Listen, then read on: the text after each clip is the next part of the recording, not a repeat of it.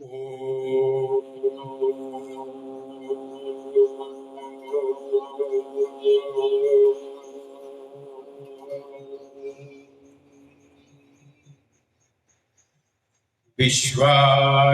देव सवितरदुरितानि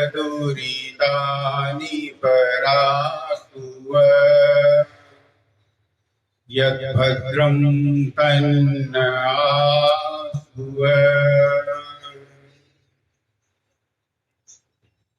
श्रद्धेय मातृशक्ति, आदरणीय सज्जनों, एक संक्षिप्त चर्चा समय की मर्यादा में रहकर करते हुए 2 सप्ताह पहले ये काम शुरू किया था। यहाँ पर हम हवन के पश्चात कोई सत्संग की बात, कोई सोचने पे हमें बाधित करे ऐसी बात रखने का शुरू किया।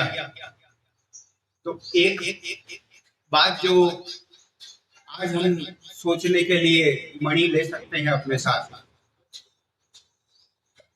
कि जो भी हम इस संसार में भौतिक क्रियाएं करते होते, जैसे अभी अभी हमने एक भौतिक क्रिया की, हवन किया, अग्निहोत्र किया, और भी कई काम हम फिजिकली भौतिक करते रहते हैं। व्यापार करते हैं, बातचीत करते हैं, दान देते हैं, नफा कमाते हैं, बेचते हैं, खरीदते हैं, समाज में काम करते हैं, परिवार में व्यवहार करते हैं, वगैरह वगैरह। व्यक्ति की सिद्धि इसमें है कि वो जो भौतिक काम कर रहा है, जो कर्म कर रहा है, उसके बियॉन्ड का, उसके पीछे का, उससे दूर का सोच पाए, तो उसे कहते हैं कि हाँ, ये थोड़ा थोड़ा आध्यात्मिक है, नहीं तो वो पूरा पूरा भौतिक माना जाएगा। अब वो मनुष्य है, मननाए इति मनुष्य, सोचने वाले प्राणी को मनुष्य कहते हैं। आपने, क्योंकि आजकल की संदर्भ की बात करते हुए एक शब्द सुना होगा आजकल अंग्रेजी भाषा में, जिसको मेटा कहते हैं, META, मेटा। मेटा का अर्थ क्या होता है? मेटा का अर्थ होता है बियॉन्ड, आफ्टर, जो सामने दिख रहा है इसके बाद का देखा जाए।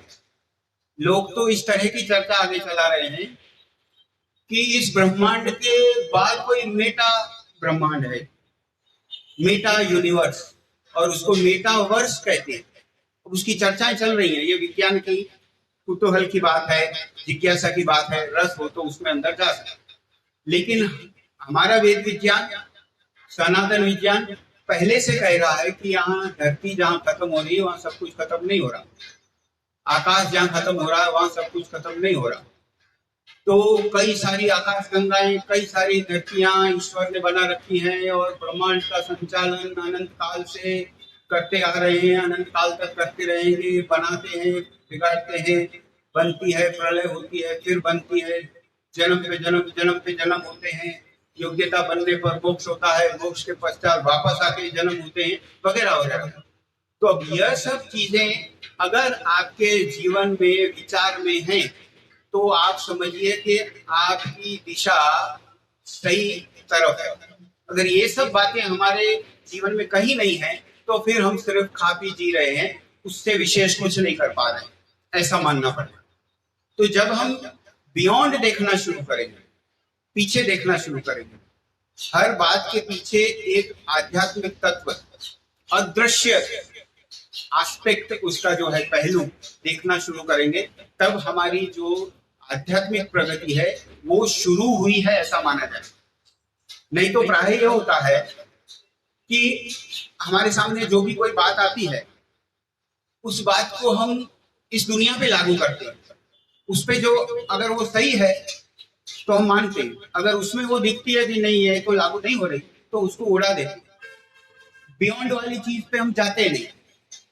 बियॉन्ड मतलब बाद में, पीछे, दूर तक हमें भौतिक पदार्थों के भी जाना होता है, और समय के भी जाना होता है, और जितना हमसे दूर चीजें हैं, डिस्टेंस है, डिस्टेंस के भी बियॉन्ड जाना होता है सोचने में।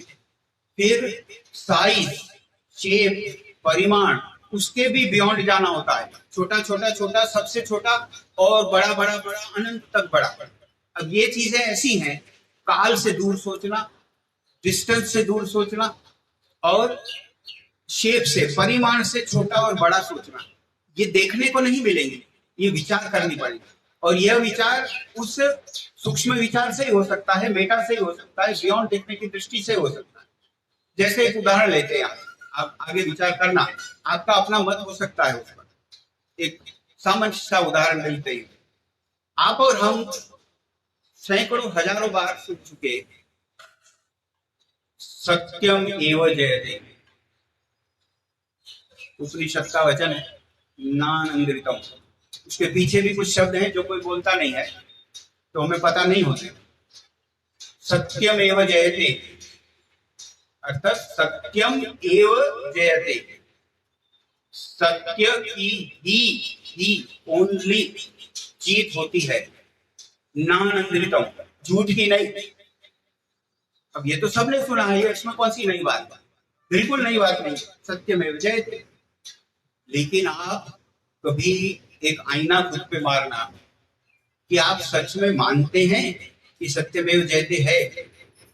अच्छी बात कहने में कोई लड़ने नहीं खड़ा होता, हाँ पे हाँ बोल देता है, सत्यमेव जयते, हम भी कह देते सत्यमेव जयते। लेकिन क्या दिल से मानते हैं कि सत्य की ही जीत होती है? दुनिया में आपको दिखती है सत्य की जीत होती है? कितनी दिखती है? अगर आप खुद लगाएं, कोई व्यक्ति, बड़ा मुश्किल है गणित में बात करना, लेकिन अगर कोई ऐसे लगाए कि चलो प्रतिशत बताओ, परसेंटेज बताओ, सत्य की कितनी जीत होती है, या कितने केस में, कितने किस्सों में, कितनी घटनाओं में, कितने अनुभवों में सत्य जीता, ऐसा आपको लगता है? 100% तो किसी को अनुभव नहीं हुआ होगा, 90 हुआ, 80 हुआ, 50 हुआ, या 10 हुआ, या 5 हुआ, या नहीं कह सकते कितना हुआ। आप सोच के देखिए।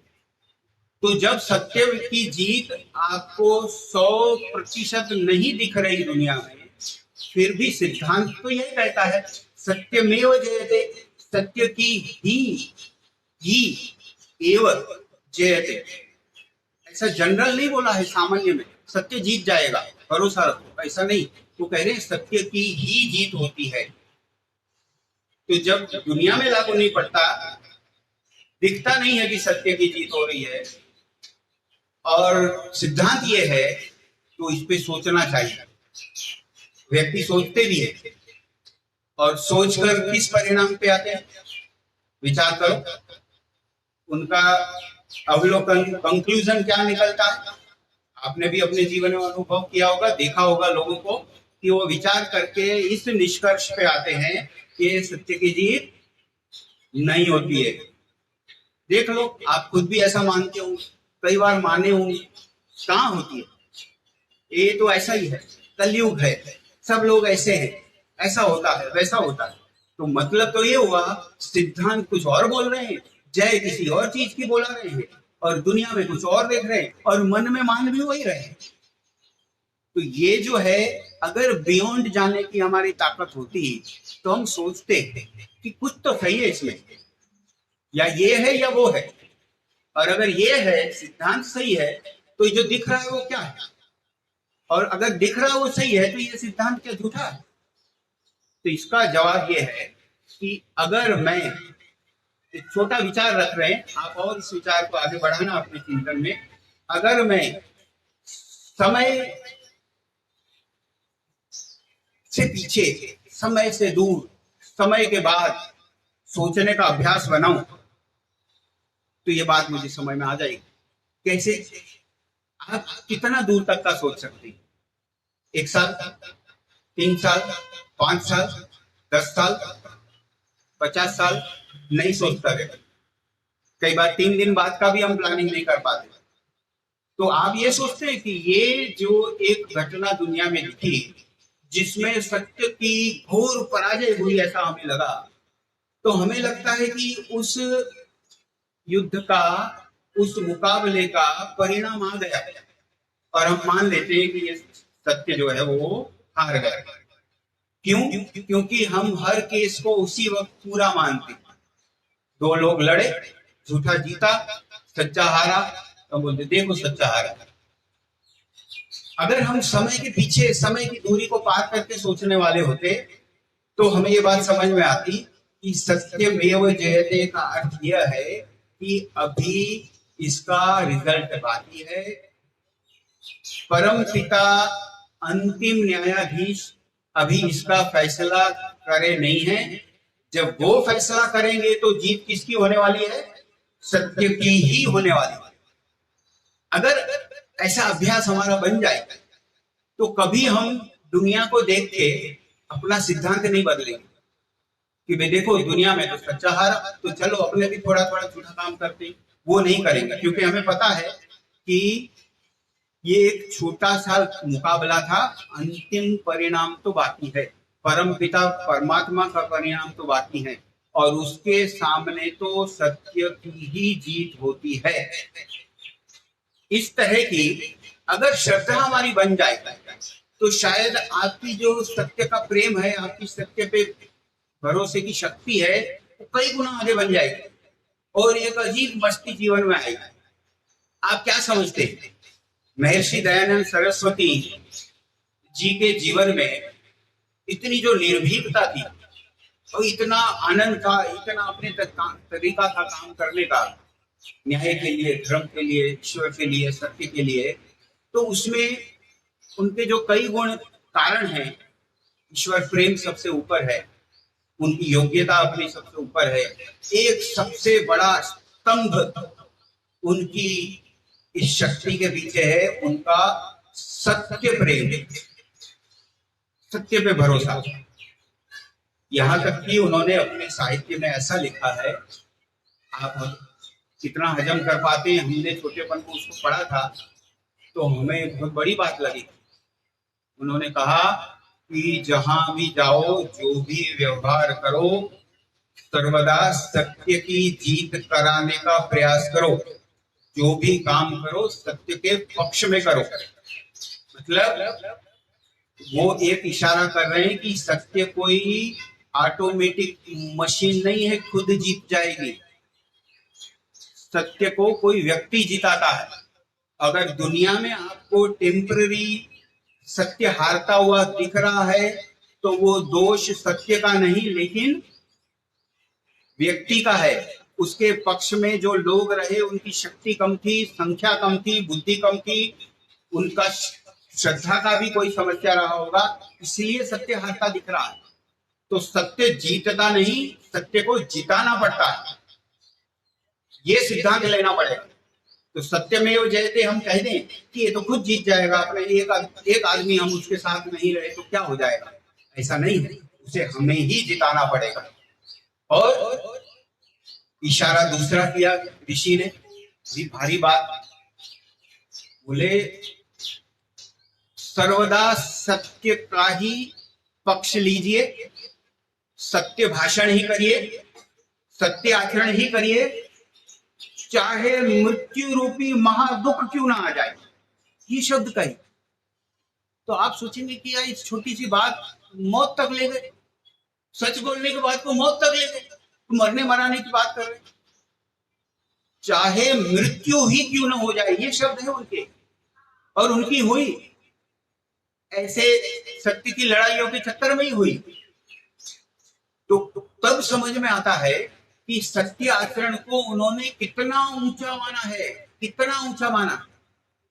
तो अगर इस कक्षा के ऋषि ये स्पष्ट इशारा कर रहे हैं, हम तो बड़े चींटी जैसे छोटे प्यादे हैं, तो हमें भी कुछ तो उनसे समझ लेनी पड़ेगी कि हाँ, सत्य के लिए बड़े काम करने पड़ेंगे और समय के बाद समय से दूर, स्थान से दूर, दिशा से दूर विचार करके इन सिद्धांतों का प्रतिपादन करना पड़ेगा। तो सत्यमेव जयते जो है, इसे हमें बड़ा कसना पड़ता है, खुद पे बहुत बार इस पर विचार करना पड़ता है, घिसना पड़ता है, तब इस पे जाकर भरोसा होता है। और जब भरोसा होता है बड़ा आनंद आता, बहुत आनंद आता। जैसे गजराज मदमस्त होके जंगल में विचरते हैं, उनको किसी का डर नहीं होता, जंगल के राजा का भी डर नहीं होता। हाथी को। वैसी मस्ती ईश्वर प्रेम और सत्य प्रेम से आती है। छोटी छोटी व्यवहार की बातों में, परिवार में, समाज में, व्यवसाय में पूरा दिन झूठ बोलते हैं। झूठ बोलने को हमने ऐसा मान रखा है कि इसकी तो छूट दे रखी भगवान। कई लोगों ने एक सिद्धांत बनाया घर घर का। लोग खुद भी कानून बनाते रहते हैं ना, बड़ा सरल होता है, भाषा जिसको आ गई वो कुछ भी कर सकता है। वो कहता है गृहस्थी को झूठ बोलने की छूट है। ऐसा बोलने वाले लोग भी मिलेंगे, लिखने वाले भी लोग मिलेंगे, ऐसी जगहों से बोल देने वाले भी मिलेंगे। उसमें हमें फंसना नहीं, सत्य तो सत्य ही है। कई जगहों पर ऐसा भी आया है, ऋषि कहते हैं, और ऋषि साहित्य में भी कई पुस्तकों में है, सत्य न्याय धर्म एक ही है, सेम कॉन्सेप्ट।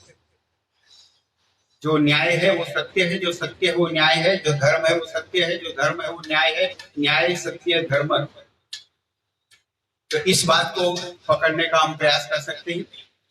मेटा, बियॉन्ड, दूर, उसके बाद सूक्ष्म, अनंत, इन सब बातों पर थोड़ा थोड़ा चिंतन करें। जब ध्यान में बैठे, बातचीत करें, तो बुद्धि थोड़ी थोड़ी सूक्ष्म होती जाएगी और धीरे धीरे ऐसी छोटी छोटी और ऐसी बड़ी बड़ी बातों को समझने में हमारी जो गति है वो कुछ कुछ बढ़ती जाएगी। तो यह विचार हमने रखने का प्रयास किया। एक ट्रिगर मात्र है, सोचने के लिए कुछ शुरू किया है। ये पूरा विचार नहीं है, सिर्फ एक भूमिका है। इस पर आगे बहुत सारा चिंतन मनन, स्वाध्याय और चर्चा हो सके। तो आप सबका धन्यवाद, आपने इतना समय दिया, अवसर दिया, और हम सभा में अपने विचारों को रख पाए। और इसी तरह से आगे भी जब जब अवसर मिलेगा हम बात करते रहेंगे। तो आगे अमित जी